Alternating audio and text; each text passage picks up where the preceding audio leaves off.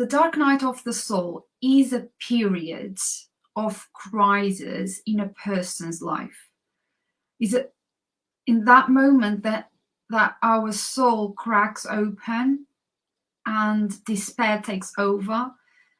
That's why I meant, like, when we go through loss or illness or divorce, these situations in life that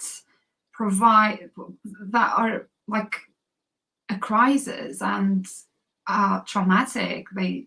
They activate our nervous system in a very strong way.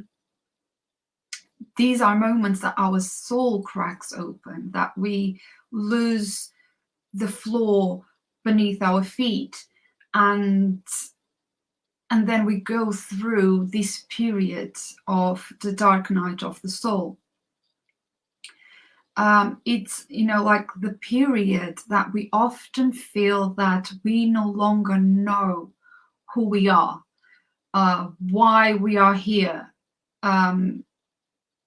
what's the purpose. We start questioning everything about our life, like our relationships, our faith, our lifestyle, our work environment, everything. We question everything, because nothing makes sense, nothing feels meaningful anymore, and we have all these doubts. We go through so many doubts. We question everything in our life. And these moments of the dark night of the soul, these periods in our lives, not always are a choice. They are not always something that we choose to do or we choose to go through. Oftentimes is the universe that instigates it because of our soul's contract. The thing that we don't remember, but our soul made that contract. So going through major loss or a divorce, or even having an illness, it's in our soul's blueprint, is the contract that our soul did. And so because we go through that instigates this dark night of the soul, where we go into a crisis period and we question everything. I know a lot of people heard about this process, but they don't know what exactly this is, and they think this is actually a very recent concept. But in fact, it is not. The dark night of the soul was first mentioned in Asian myths, in legends, in religion, and also in many spiritual practice, where in all of these different places, all described and emphasized the detachment of how things used to be to how we are living now and the choices that we're living now. So a lot of myths and legends and things like that portray the archetypes having this huge crisis and making all these decisions, it was described as this detachment, this kind of the past self, and this is me now. And there was this catalyst that happened, and this was where I'm heading.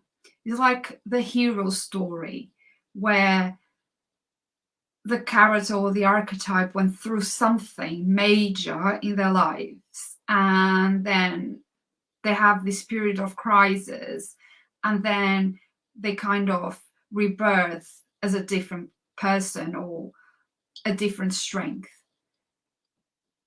detaching themselves from the version of themselves that went through the crisis. if that makes sense. I see the dark night of the soul as a deep period of purging and recalibrating our soul. Our soul and at a soul level, because it is a period that brings heightened awareness of the deeper truths of the world we inhabit. Like what is really true for us, how we identify with it, what are actually our values, the things that are most important to us. And central of it all, it shakens our belief system. It brings another kind of awareness to what really matters to us, even with the belief system. That's why so many people that go through periods of like receiving a diagnosis for an illness or losing someone that's very dear to them and go through this huge loss, they lose faith. At a soul level, is really true. Your soul has to recalibrate, and it is a trauma. It activates our nervous system. A lot of fears and sadness and triggers are awakened when we go through something like this. And yes, it is a trauma, has to be dealt as it is a very traumatic experience. So yeah, for me, I see it as a period of purging and recalibration, because it's a period of doubt, is a period of loss, of deep soul searching, most of all, followed by the emergence of a new way of being. Because as the awareness becomes so heightened and this recalibration happens, then you can only emerge as a different person. Obviously, at a deep level, you are still the same person, but a lot of things change, and it can affect relationships, because all of a sudden you reevaluated your values, you reevaluated your belief system to be more in alignment with what you desire with your life, with what you really want.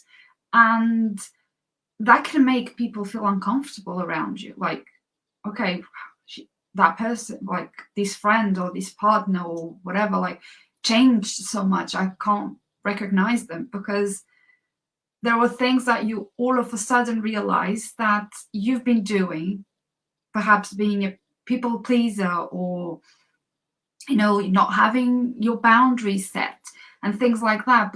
And then you change things and people feel uncomfortable with it. But in my view, the dark night of the soul is the most spiritual moment one can go through. And as the reality of what lies deep beneath in the darkness is brought into the light of our awareness, everything is revealed. We get a different clarity. And I see it as a positive, because when we go through this, it can only lead us to be more authentic, to live in a more authentic way, be unapologetically us. And, making decisions and making choices that are more aligned with our being, our values, our beliefs. And that can only be a positive thing when we are authentic and live with integrity. The mistake that I feel that people unconsciously make, I don't think they do it consciously, but that they do it on a conscious level, is that because they don't have an awareness of this process, they don't understand or they don't know that they are going through their own dark night of the soul, they get confused, scared, frustrated of how they are feeling, which can bring a lot of shame and a lot of guilt. When you go through something so deep like this and so transformative, and that shakens your whole inner world, but if you don't understand what that is happening, if you don't understand what is that process, you can leave your, you can be very confused, very worried, very scared even. And some people are not open to understand it or question it. Why am I feeling this way? And so they tend to repress these feelings and these emotions by taking medication to numb the feelings, or isolating, or avoiding allowing the natural process to take place in the being. And so, because this is a process that it takes time for us to understand it, and if people are not curious enough to try and understand it, what happens is, in the meantime, whilst people are going through this process, they tend to look for answers externally. Always chasing answers. Why am I feeling this way? And going through everything that's externally probably causing them to feel this way. And what happens next is that exhaustion hits. They get tired and overwhelmed and drained. And the clarity doesn't come, because then the ego is just there fueling all the fears. So the best thing to do is to surrender and to let just this new chapter begin when it has to. Because the beauty of it is that the chapter will be led by the soul, not the ego. If you surrender, the chapter will be written and led by the soul. So you might be asking, how long does it take for one to go through this dark night of the soul? And my answer is that it's very personal.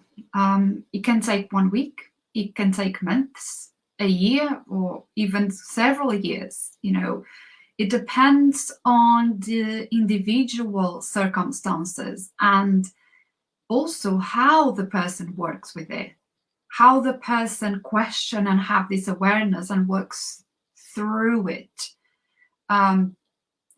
If the person avoids it or repress these emotions and feelings, it will be a process that will take a bit longer.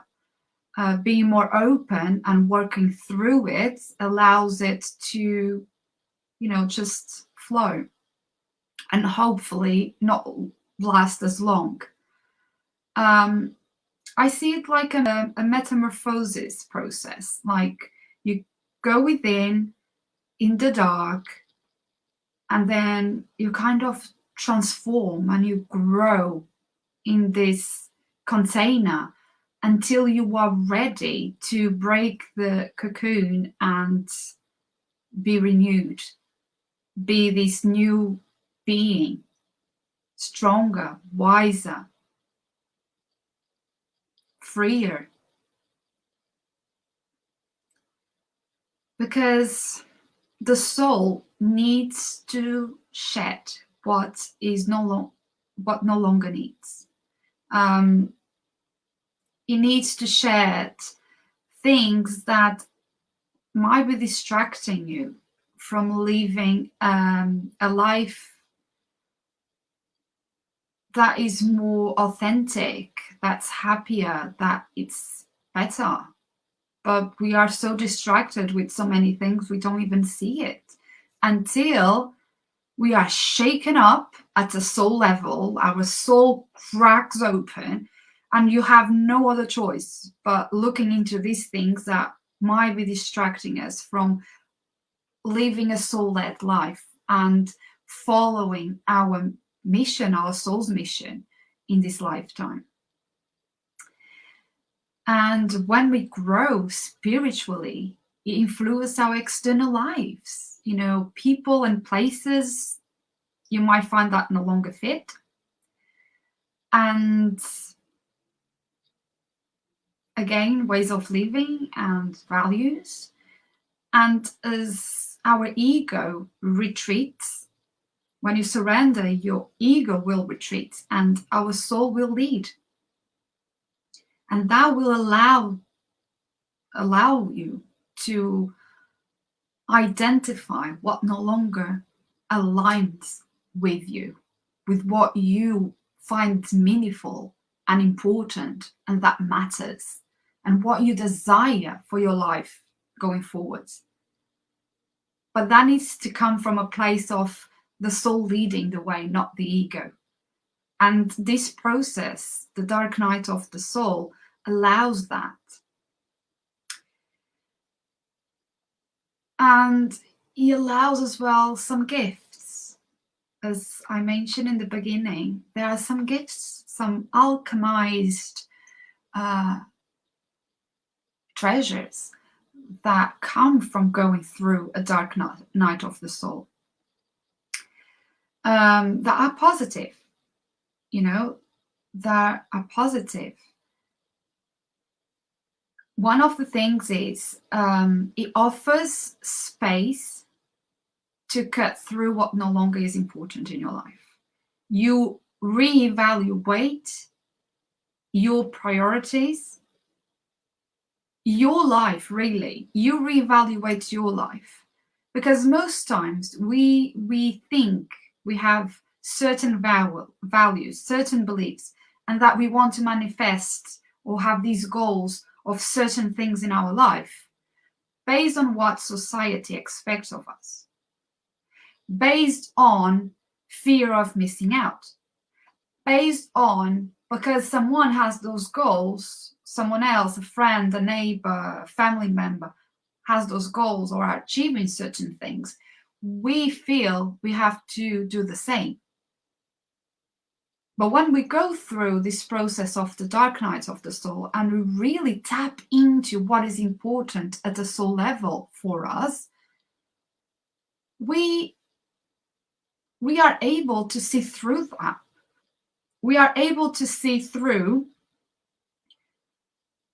what no longer is really important. What are the things that we thought we wanted, we thought we desired, we thought we believed or valued, but really, it wasn't us. So that is one gift. Another gift is that allows you to really ask what your purpose is. And I assume, I am almost sure that everyone goes, asks this question at least 1,000 times throughout their lives. We start at school, like my eldest is now in year 11 and is going through his GCSEs, and he has to choose now a college, for instance, like a course and whatever that he wants to go. So he's already asking himself these questions. So what is my purpose? What do I like? What are my passions? And choose a course that aligns with that. So from this young age of 15, 16-year-olds, and even younger, when we start saying, oh, I want to be a vet when I grow up, or I want to be a teacher when I grow up, or I want to be an artist. So we kind of already have that going on with our lives. So we ask probably 1,000 times, what's my purpose? What's my mission? Why was I born? There must be a meaning why I'm here. So what is it? But the thing is, those 1,000 times we had questioned that, we looked outside of ourselves for an answer. That was the problem.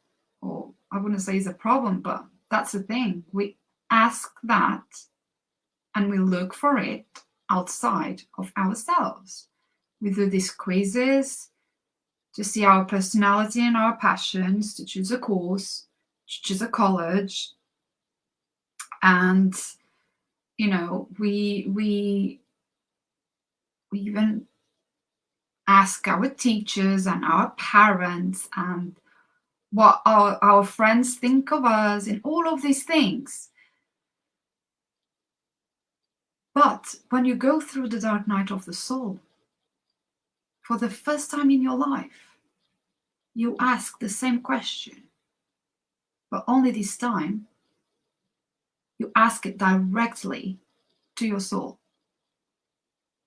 not externally. You don't look externally. For the first time, you actually ask directly to your soul, what's my purpose? And that's why this process is so deep. That's why you question so many things, because you go directly to your soul as a source of answers, wisdom, remembering who you are at a soul level, remembering what are your passions and your gifts and your skills and your values and your beliefs at a soul level, not externally. And for me, that's like the biggest gift. Another gift is that you're free. It's freedom. Because through surrendering and accepting of all that it is gone, or all that is no longer part of us, and when we remove all these stories, all these conditionings, all these programmings, and we leave the past behind, and we recognize that we are a part of the universe. We are one with the universe. You will set yourself free for what held you back all this time. Maybe for the first time, you are authentically you, who you were meant to be all along, without constrictions. And that's freedom. That's freedom. So, my advice to you is to not fear going through the dark night of the soul. Shadow work is actually a natural process that comes from going through the dark night of the soul. And you see, like, shadow, dark, like all these names, but it is true. It's like going within, reflecting, going through this process of transformation, of recalibration, of integration. And it's very, very deep. But yeah, don't fear it. Don't fear it. Use this process to rediscover your true calling, to remember what contracts your soul made for this part of your journey, and revel in the wonder and the magic of a soul-led life by living in the moment, rather than laying down grand plans and looking so much into the future that we forget what's important now in the present, what aligns now in the present. And I know it's not easy. It can become a long process, and it's a deep process. But it's like stripping everything. You going through this process, and as I said earlier, most times it's the universe that instigates this process in you. It's not a choice, right? So, don't go through your life avoiding it, because it will come. You will go through some sort of thing, even if it's just age. We often hear these midlife crisis kind of thing that people go through. It's not a midlife crisis, it's a dark night of the soul. Even if there is no loss or illness or anything major, we get to a point in our life, midlife maybe, that we look back and we might not feel so happy about how our life went through and how we are now. And we start questioning all of these things on a very deep soul level. And we understand that the meaning of life is not aligning the way you perceived, how you put a value in your life and a meaning in your life is not aligned with who you are, because we grow. Don't fall into this illusion that you don't grow. Yeah, you grow, you change through your life. You get older, you get more mature, you prioritize other things, you go through things in life that's shaking you up. Who you are when you are 18 is not the same person when you are 50. You'll go through all of these changes. And, you know, there is wonder there on it. And there is no point avoiding it. And the worst thing you can do is to fear it. Don't fear it. Just go with it. Work through it.